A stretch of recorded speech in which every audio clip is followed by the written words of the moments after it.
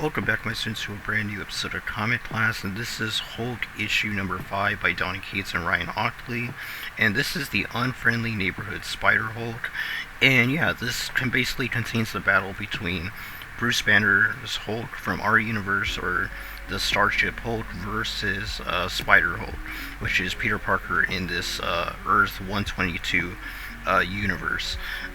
So yeah, this takes place on Earth 122, in this type of universe. And yeah, overall, it's gonna be a really fun issue to talk about. So without further ado, let's jump right into today's story. Let's go. So this story basically starts off with General Ross making his way in and capturing the Bruce Banner of this universe, his universe. It basically is beating him senseless to try to get information on the Bruce Banner that's currently fighting the Spider Hulk. And Bruce Banner is taking a beating from the Spider Hulk, being a very strong. He's very monster-like, and Bruce Banner realizes that he's going to need more power to fight a Spider Hulk, so he puts the rage meter even higher, going from level 4 to level 5, it seems. And Betty Ross basically is talking, and this isn't really her, this is like a figment of his imagination, part of his consciousness. So she's basically talking to him, basically trying to get him to not try to kill Peter Parker, because he's just a kid in this universe. Maybe being like in his like 18, 19 years, maybe 20s, early 20s.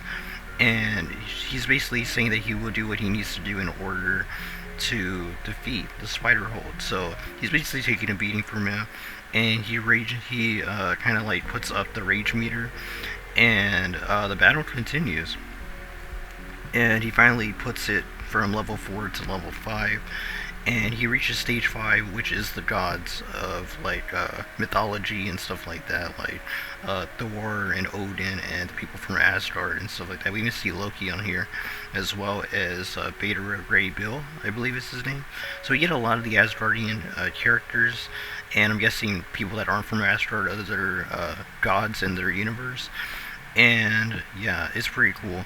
And even the Hulk basically is surprised after he defeats all the zombies that now Banner is, he's pleading with Banner, saying Banner no, because now he's gonna have to fight, someone that he's had a rivalry with for a very long time, being Thor.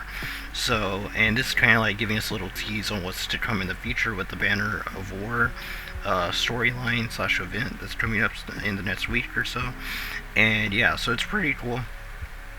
And we get to see that with this increase of his opponents, he gets more powerful and is able to land a nice hit on the Spider Hulk, basically making him morph back into Peter Parker, as we see that he's around like his 20s or 30s, it seems, in this universe. And this is where we can see that he starts freaking out because General Ross basically is dropping these capsules. He's having his army drop these capsules, and it's revealed to us that these capsules will have certain people in them.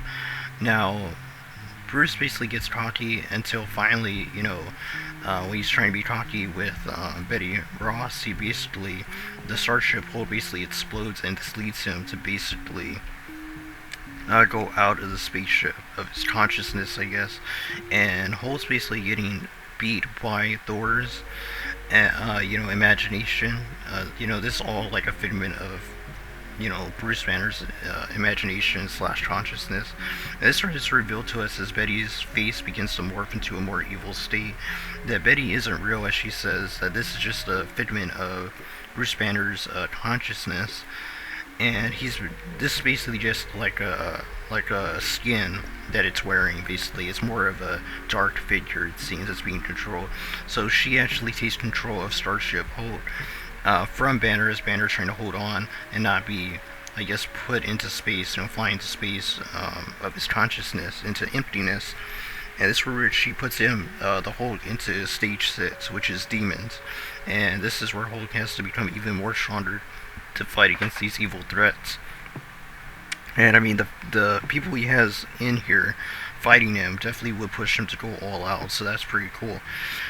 Now we get to see that the Bruce Banner of this universe knows exactly what's inside those capsules, and he tells General Ross he doesn't think that he would actually do something like this, but General Ross says that he's going to do whatever he needs to do in order to, beat this Hulk from this other universe, and that he doesn't even view these things as people anymore, and that they're just, they're abominations. And we get to see that in this universe there's tons of different abominations other than, I guess, the one that we get in our universe. So they basically attack the Starship Hole, and these things are huge. They're not like the regular abomination where he's around the same size as the Hulk, I believe. So Banner basically gets knocked out into space as he begs basically for her to stop this, and she kind of like says a line saying, "But I'm proud of you, son," which implies that this is supposed to be like a figment of his father, his abusive father in his mind. So we'll see what happens with that, as this version of Betty just grabs Bruce and flings him off into space. So that's pretty cool, and Bruce basically just yells no, and she says we'll take it from here, and raises it to level 9. And with level 9, a new energy and a new sense of power and rage is exploded from Hulk. And this is going to lead us into the conclusion for the first story arc in this Hulk run, the Smashtronaut storyline. I think it's called the Smashtronaut storyline. So I think it's the name of this first story. But that's how the issue ends, with Hulk basically destroying these abominations with pure energy. I'm guessing it's gamma ray energy that's coming out of him, but it's red, which is kind of weird. I always thought it was green energy. And maybe this isn't gamma ray energy, but something else that is finally unlocked in the Hulk. We'll have to wait and see if that's explained. And yeah, that's how the issue ends. And yeah, so that was Donny Cates and Ryan Ottley's Hulk number 5, Unfriendly Neighborhood Spider-Hulk. Overall, very solid issue. I did enjoy the fight with the Hulk and the Spider-Hulk. As always, I do not put every page in these reviews, as I recommend you go check it out for yourself. I will have a link in the description. Go check out this legally on Amazon, since Comixology and Amazon are fused now as one entity. You have to go on Amazon to be on Comixology now, but I will have a link to go check out the issue and buy it there. And yeah, until next video, where we're going to be looking at issue 6, which will be the conclusion to the Smashtronaut story arc.